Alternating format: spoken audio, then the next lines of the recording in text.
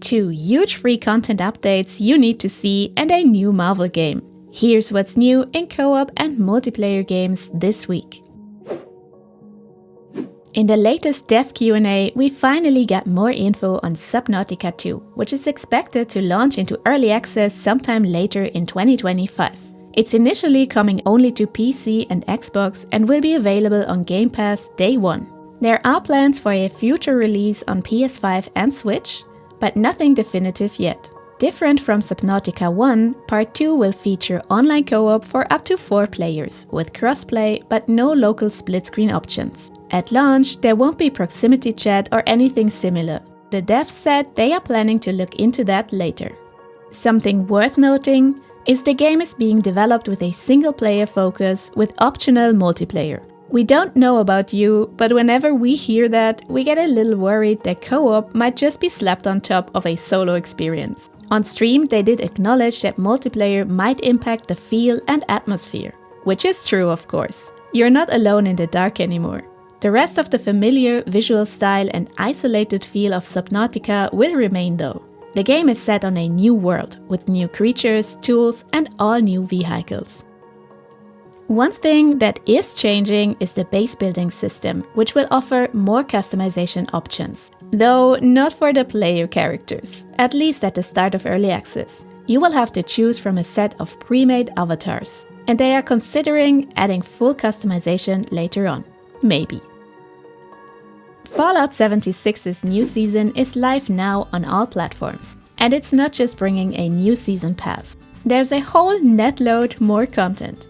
The highlight of it is definitely fishing, which also gives Season 21 its name, kinda, as it's called Gone Fishin'.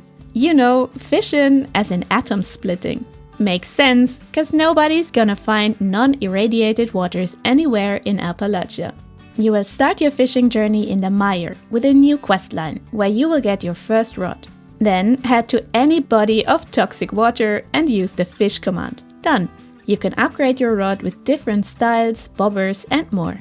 Just make sure to bring the right bait and check the weather at your camp. Some fish only show up during rain or red storms. And you might want to bring your hazmat suit too, or the fish won't be the only ones glowing.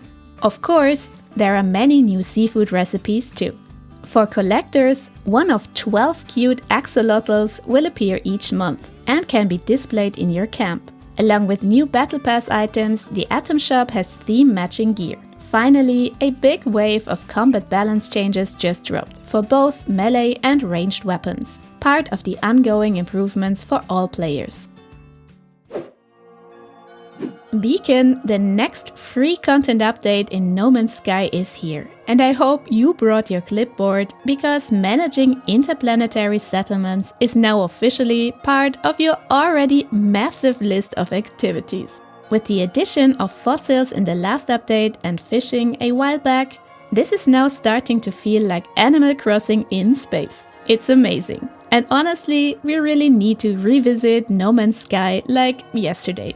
The update and its patch notes are huge, so condensing everything for you wasn't easy. Forgive us if something cool is missing. Players can now become the overseer of up to 4 settlements across different planets. Each town has its own buildings, production lines, and it's your job to manage all of it, including the settlers' happiness and productivity. There are new building types like fish ponds and saloons, and they are all upgradable. Settlers now have detailed personalities, including job preferences, strength, and weaknesses. Where people, or well, aliens, live, there is dilemma too. As mayor, you will have to settle disputes, name babies, and make tough decisions for your town. Just beware, your choices have consequences, thanks to a new morality-based system. Make good calls and you will be rewarded with gifts, nanites, and blueprints. And on top of all that, the game is now fully supported on Nintendo Switch 2, with higher resolution, touch controls, and cross-play and cross-save multiplayer. Marvel Tokon Fighting Souls is Marvel's latest game, and if you're wondering what Tokon means, it's fighting spirit. Shocking, right? Who would have guessed? And if you're thinking, already another Marvel fighting game? Well, we were as surprised as you are. But then we saw the visuals, and let's just say we were pleasantly surprised. Turns out the Japanese title isn't just for show.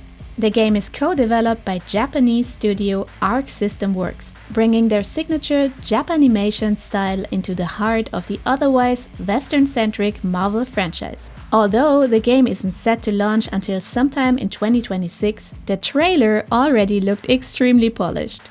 Unfortunately, beyond the colorful and remarkably detailed stages, there's not much concrete info about the gameplay itself. What we do know is that it features a 4v4 tag fighting format, allowing you to swap characters in and out from a team of 4, which already sounds and looks exciting enough. Scarlet Engagement is the name of the newly announced Bloodstained game, and as the gameplay and title imply, with co-op at its core. You know, because you need 2 people for an engagement? Well, maybe we are overthinking things here.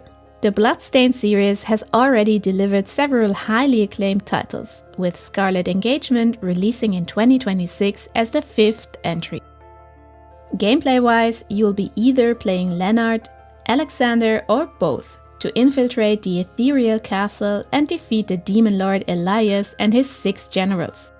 Everything in neat 2.5D graphics with its predecessor's rich gameplay and storytelling. And yes, we know, not exactly the most unusual setting, but as longtime Castlevania fans, we were naturally drawn to this spiritual successor to the franchise we have always loved. Sometimes good old demon slaying is all you need, even better in co-op.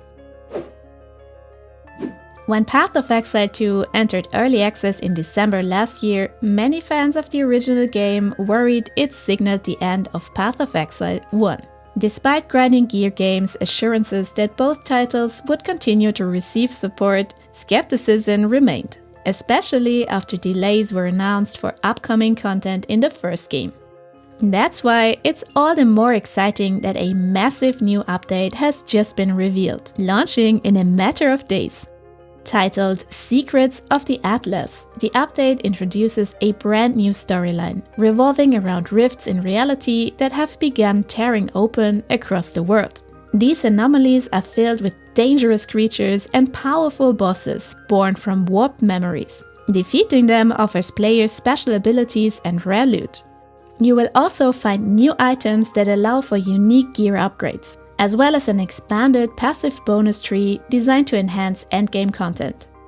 On top of that, the update brings a new challenge league, a unique armor set, and tons of other features, including several quality of life improvements, like the ability to pause the game. But that's all for this week. We wish you loads of fun in co-op with your favorite people, and we will see you again in the next one.